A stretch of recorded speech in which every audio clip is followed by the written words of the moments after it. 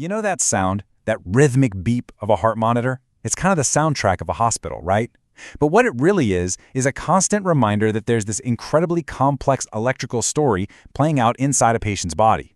And being able to read that story, fast and accurately, can literally be the difference between life and death. But here's the thing. What happens when the very people we count on to read that story are stretched to their absolute limit? Let's get into it. Really think about that question.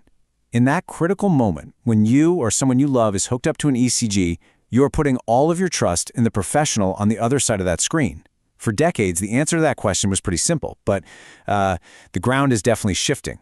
Because the whole system we've relied on is facing what you might call a perfect storm of challenges. And it's forcing us to completely rethink who reads this little line, how they're trained to do it, and what tools we need to give them to have any chance of success. To really get what's going on, you first have to look at the people on the front lines.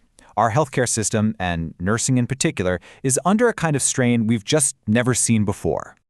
This first number is, well, it's pretty staggering.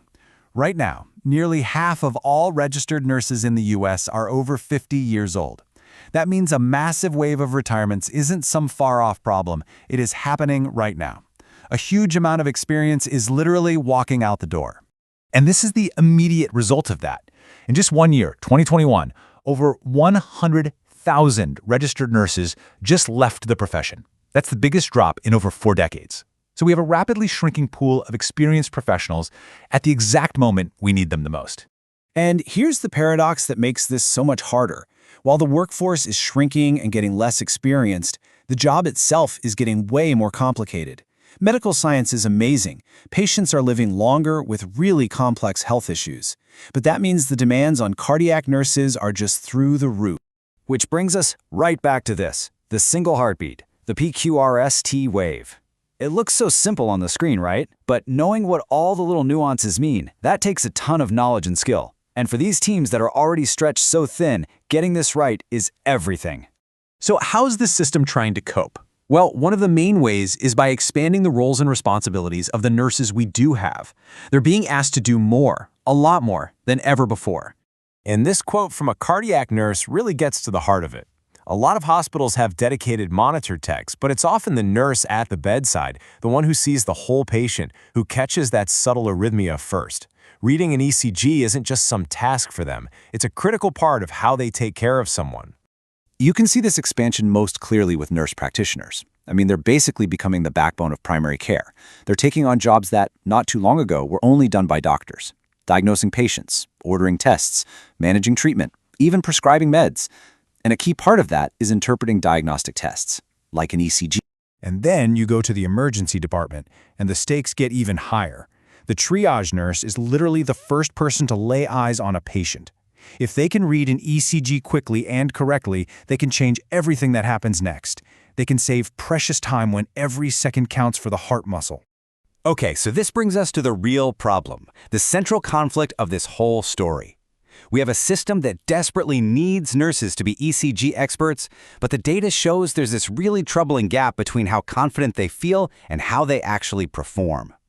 So check this out, because this is a really crucial and honestly kind of worrying disconnect. A study found that nurse practitioners felt about 57% confident that they could spot an acute problem on an ECG. But when they were actually tested on it, their accuracy was only 35%.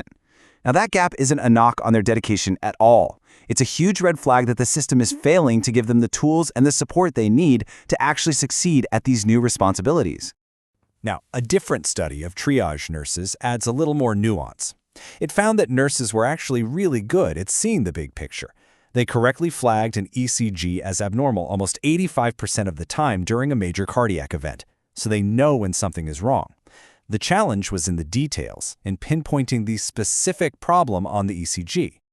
And this skill gap, it has very real consequences, not just for patients, but for the nurses themselves.